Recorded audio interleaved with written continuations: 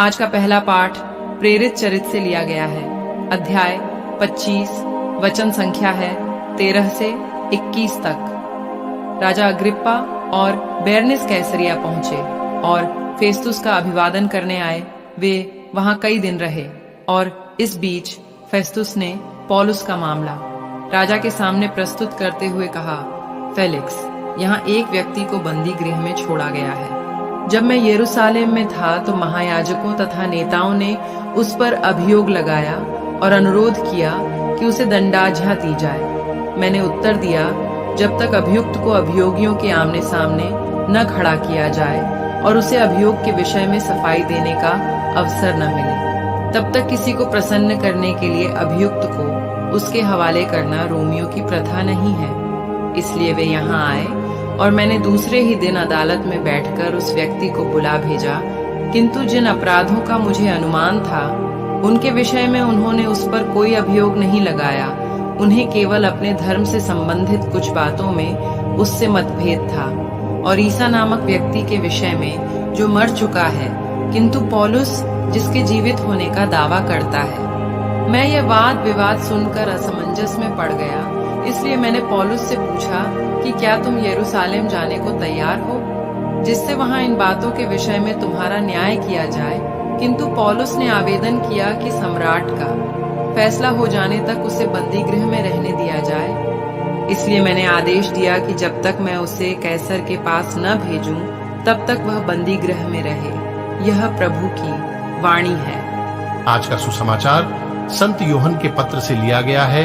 अध्याय 21, वचन संख्या है 15 से 29 तक। जलपान के बाद ईसा ने सिमोन पेत्रुस से कहा, सिमोन यूहन्ना के पुत्र, क्या इनकी अपेक्षा तुम मुझे अधिक प्यार करते हो? उसने उन्हें उत्तर दिया, जी हाँ प्रभु, आप जानते हैं कि मैं आपको प्यार करता हूं। उन्होंने पेत्रुस से कहा, मेरे मेमनों को चराओ। ईसा ने दूसरी बार उससे कहा, सिमोन यूहन्ना के पुत्र, क्या तुम मुझे प्यार करते हो? उसने उत्तर दिया, जी हाँ प्रभु, आप जानते हैं कि मैं आपको प्यार करता हूं। उन्होंने पेत्रुस से कहा, मेरी भेड़ों को चराओ। ईसा ने तीसरी बार उससे कहा, सिमोन यूहन्ना के पुत्र, क्या तुम मुझे प्यार करते हो? पेत्रुस को इससे दुख हुआ कि उन्होंने तीसरी बार उससे यह पूछा, क्या तुम मुझे प्यार करते हो? और उसने ईसा से कहा, प्रभु, आपको तो सब कुछ मालूम है। आप जानते हैं कि मैं आपको प्यार करता हूं। ईसा ने उससे कहा, मेरी भेड़ों को चराओ। मैं तुमसे यह कहता हूं, जवानी में तुम स्वयं अपनी कमर कसकर जहां चाहते थे वहां घूमते फिरते थे, लेकिन बुढ़ापे में तुम अपने हाथ फैलाओगे और दूसरा व्यक्ति तुम्हारी कमर कसकर तुम्हें वहां ले जाएगा जहां तुम जाना नहीं चाहते। इन शब्दों से ईसा ने संकेत किया कि किस प्रकार की मृत्यु से पेत्रुस द्वारा ईश्वर की महिमा का विस्तार होगा। ईसा ने अंत में पेत्रुस से कहा, मेरा अनुसरण करो। यह प्रभु का पवित्र सुसमाचार है। मनन चिंतन। पेत्रुस ने प्रभु का इनकार करके वास्तव में एक घोर पाप किया था। शत्रुओं के कोड़ों और कीलों से ज्यादा दर्द तो इस बात ने दिया होगा कि उनके अपने उन्हें न केवल छोड़कर चले गए, बल्कि उन्होंने उन्हें जानने से भी इनकार कर दिया। इसके विषय में भविष्यवाणी भजन संहिता में हम पाते हैं, यदि कोई शत्रु मेरा अपमान करता तो मैं सह लेता। यदि मेरा बैरी मुझसे विद्रोह करता तो मैं उससे छिप जाता। आज के सुसमाचार में पुनर्जीवित प्रभु यीशु उस पेत्रुस से मिलते हैं। कोई धोखा खाया हुआ व्यक्ति जब एक धोखेबाज मित्र से मिलता है तो स्वाभाविक तौर से उससे क्या कहेगा, यही कि तुझसे तो ऐसी उम्मीद नहीं थी, तुमने मेरे साथ ऐसा क्यों किया?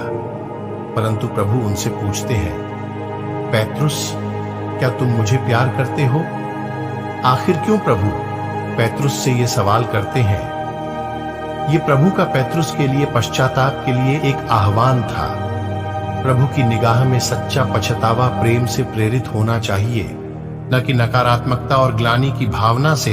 प्रभु नहीं चाहते कि हम हीन भावना से भरकर उनके पास आएं, बल्कि उन्हें पहले से अधिक तथा सब कुछ से बढ़कर प्यार करने के दृढ़ संकल्प के साथ मैं पाप का तिरस्कार इसलिए नहीं करता हूं कि प्रभु मुझे दंड देंगे, पर इसलिए कि वो मुझे प्यार करते हैं और मैं उनके प्रेम को धोखा नहीं दूंगा।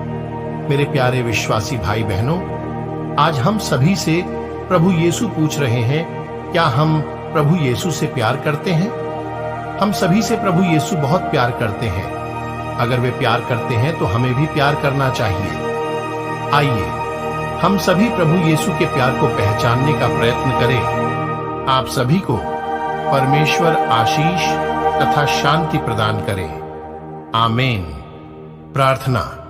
हे पिता ईश्वर, मैं आज आपको हम सभी से प्यार करने के लिए आपका धन्यवाद करता हूं। पिता, आपने हम सभी को अपना समझा, हमें प्यार किया। इसी प्रेम के लिए आपने क्रूस का भारी बोझ ढोया। पिता, हम आपके इस प्रेम के लिए हृदय से धन्यवाद करते हैं। आमीन।